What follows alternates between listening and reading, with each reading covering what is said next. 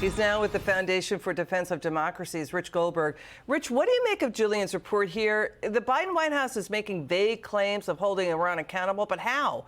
Why should Israel stop its behavior when Iran has not been given a reason to stop? Well, that's exactly right. The reason why the Ayatollah in Tehran believed that he could get away with launching 120 ballistic missiles, 30 cruise missiles, 200 drones at Israel in one night is because of the appeasement policies of this administration combined with its political warfare against Israel, trying to isolate them. And so it's time to reflect on the policies that led to Saturday night and change those policies, turn the calculation of the Ayatollah into a miscalculation. Why would they keep defending giving Iran $10 billion access after Saturday night? Why would they keep allowing the oil to flow to China without cracking down with our sanctions? Yeah, I mean, they keep trying to blame Trump, right? But they keep doing it. I mean, the Biden White House, it talks tough on Iran, but behind the scenes, Reuters is reporting just moments ago, Biden White House will not cut off Iran's oil exports. Even Bloomberg reported last August, U.S. officials privately said they were going to gradually relax the sanctions on Iranian oil sales under Biden. I mean, Iran has steadily increased oil exports after the Trump White House tried to zero out those sales. Right. Remember, according to Joe Biden, American energy is dirty, but Iranian energy is clean, apparently, and so is Venezuelan energy. That makes a lot of sense for our policy. Well, let's go back to what the White House and what the State Department you just showed in that clip have been saying. That is an outright lie. It is a lie. It is a deception.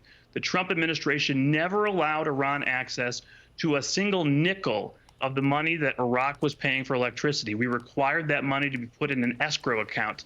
What Biden has done, he has now opened up the escrow account and says the Iranians can use $10 billion or more for anything they want that's non-sanctionable.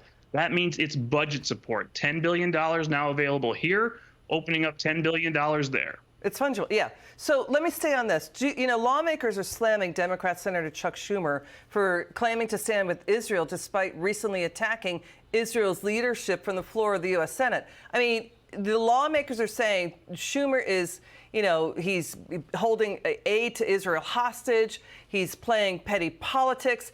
Israel, again, it had more than 1,200 of its citizens murdered, raped, tortured, including children, people kidnapped.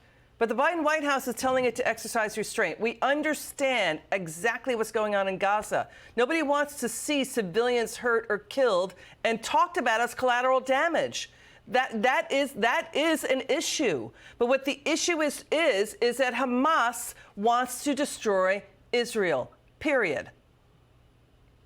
3 points to make here. Number one, Saturday night reminded us that everything we see in the Middle East, from Gaza to Yemen, is all from the hand of Iran. If you don't understand that by now, you're not paying attention. Number two, Chuck Schumer needs to reflect on the fact that he was part of the political warfare against Israel that led to Saturday night. And number three, he is sitting on 2 House-passed bills that would actually shut down the money flow. He needs to let those have up or down votes. Rich Goldberg, you're terrific. Thanks for joining us. Good to see you. Okay.